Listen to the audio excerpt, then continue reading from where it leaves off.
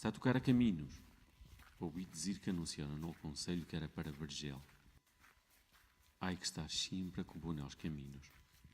Um homem solo, quando muito, faz uma rodeira e solo no caso de não ter que levantar nenhum fincão.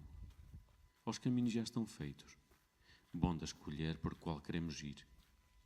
Mas, se nai de passar neles, quedam chenos de erva e silvas, como a vida que não se vive. Já não são caminhos, já não é vida. Os carreirões não é que os fazer, bom de passar. Viver e fazer carreirões. Até quando passamos por um caminho, deixamos o rastro dos pés. Quantos milhos deixaram o rastro antes de nós? Se pensáramos nisso, não saberíamos aonde poner os pés com medo de pisar quem passou primeiro que nós. O mundo foi feito pelos que já se morreram. Só o vivimos enquanto formos capazes de aproveitar a morte de alguma coisa, comendo, pisando.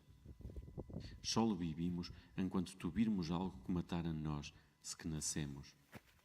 La morte ia não ser capaz de se ir morrendo.